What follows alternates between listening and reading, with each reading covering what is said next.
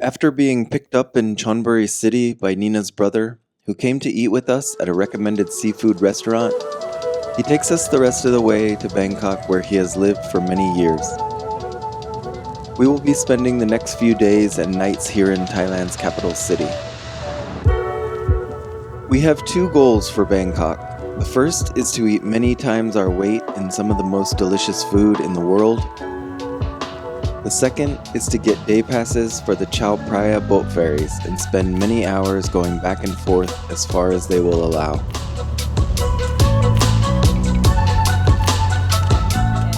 Big, busy cities are just not our thing anymore. We both have been to Bangkok numerous times. She even lived here for a year. New York City was fine when we were young, and even when we met, I convinced Nina to take long walks with me, or we enjoyed good drinks, or sunny days at the beach.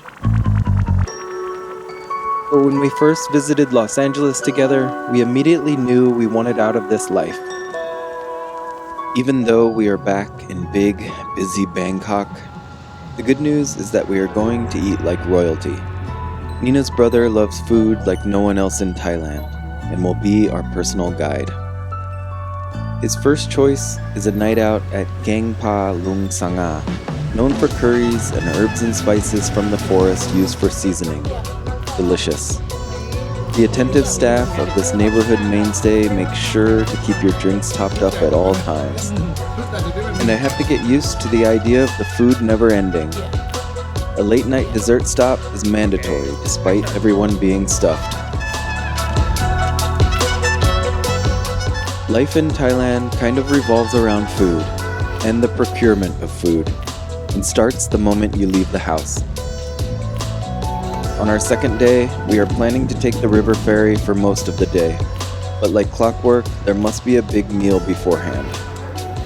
Heng Chun Seng is another one of Nina's brother's favorites, and specializes in Nua Tun Mor Phai, a type of stewed beef hot pot.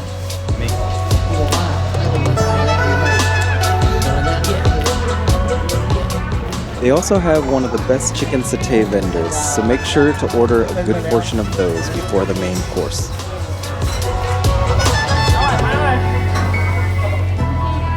While everything centers around the hot pot and is all beef, you can order quite an assortment of different cuts and noodles to make your own soup. After lunch, we are dropped off at the Asiatique Shopping Center and end up walking next door to Wat Racha Seng to hop on one of the ferries. The entrance drive is lined with lovely, colorful murals. Obviously, this one is my favorite.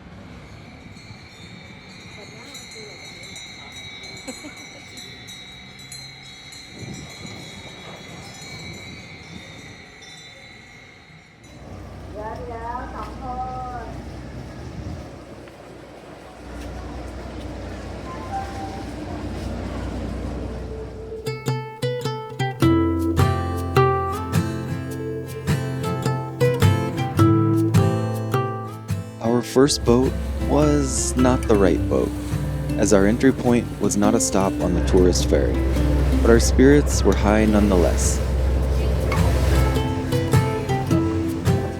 At the next stop, we get the right ticket for 150 baht per person, which is less than $5. It seems like a steal for a good day out. A series of different lines ply up and down the city along this artery, and many people use its local and express options for their commutes. We We just want to get off the streets and out of the traffic that clogs them, so we plan to spend most of the day on these Chao Phraya River ferries, and at some places we can walk to from the stops. If you were watching our previous videos, the water of both the Ping River that flows through Chiang Mai and the Wang River that bisects Lampang have eventually made their way south into the Chao Phraya. It's actually 4 rivers that combine, and we even have a song about it that we learned as children. แม่น้ำเจ้าพระยาแผ่ไหลมารวมสีสายปิงวังยมน่านหลั่งไหลรวมสีสายที่ปากน้ำโพรวมสีสายที่ปากน้ำโพ Soon it will empty into the Gulf of Thailand in the Pacific Ocean. But before that, it has to make its way by temples and skyscrapers, under bridges and all the commotion of the capital city.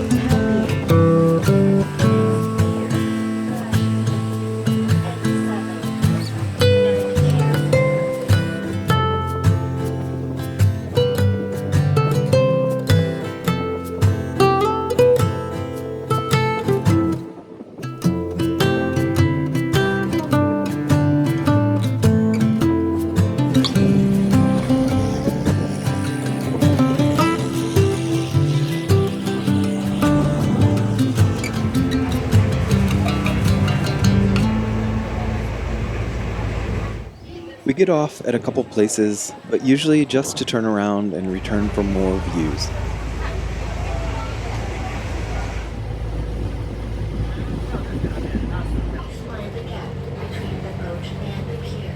By the time we make our last daylight turnaround and head south again, the sun is getting low and hovers just over the river and the temples and buildings on its west bank.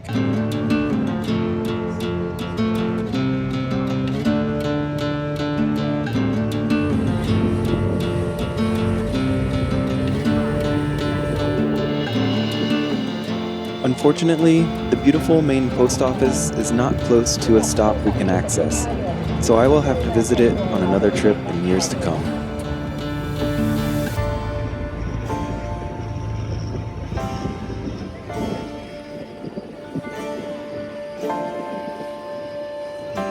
The far southern stop that the day pass can access is the Ayutthaya shopping center, where we began our day.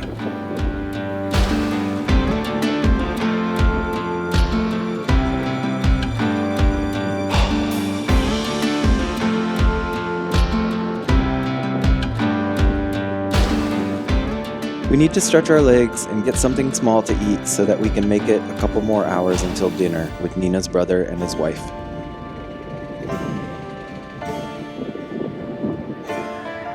In the otherwise normal, trendy, and fashionable shopping center, my focal point was of course the Koke store, where I found some delicious soft serve.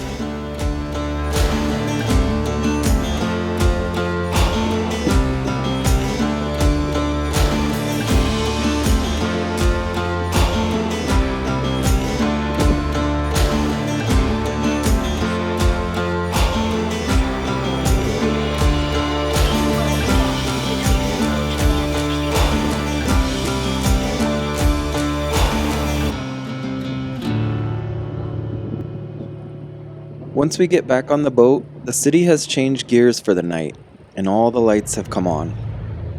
We were lucky with a beautiful day without humidity, but nighttime is usually when Bangkok comes alive. When the sun is out, the daytime heat can be brutal, so most of the social life of the capital city takes place at night. Restaurants start to fill up, and groups of friends and family all come out.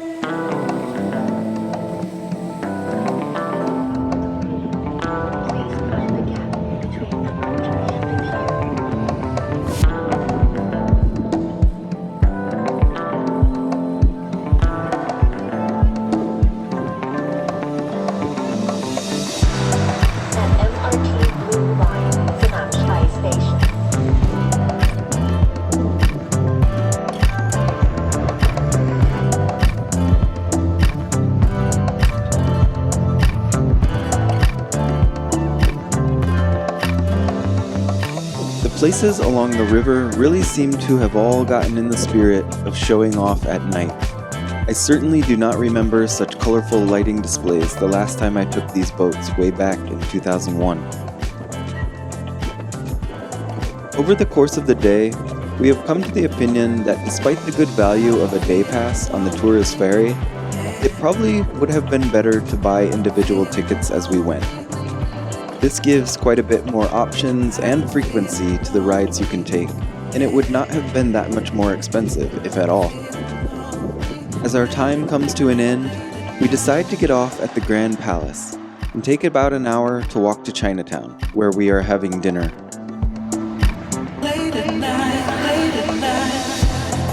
The hectic Yawarat Road is definitely not for everyone, even though it does seem that everyone is here at this moment.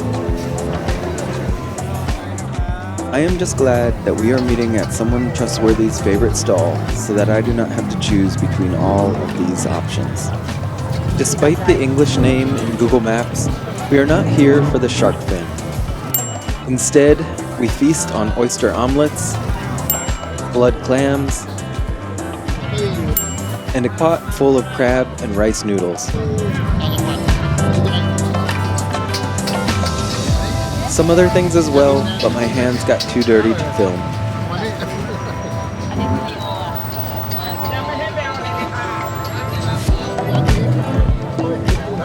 And if that wasn't enough, our walk back to the car reveals a DJ with fresh oysters and okay, why not?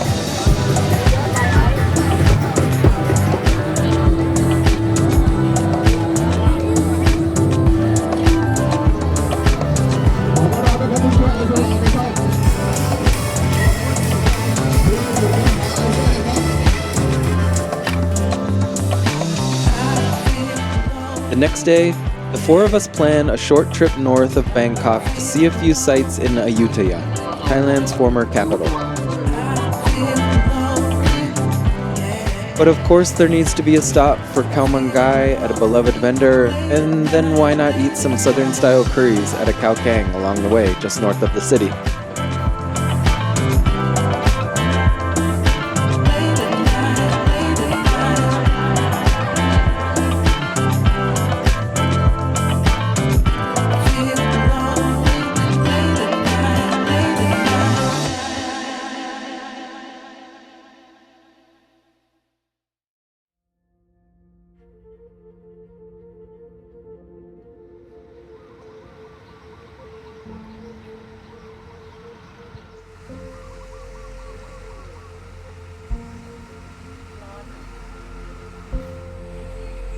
Ayutthaya, further upriver on the Chao Phraya, is a place that deserves an entirely separate trip, especially for those interested in history and its over 400 temples.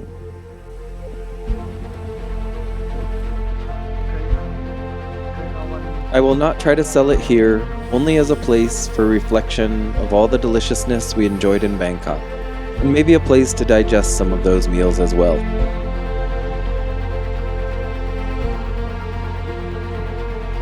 Bangkok is obviously a city that you could spend years in and still not come close to scratching the surface. This was just the few days we spent here in late 2025.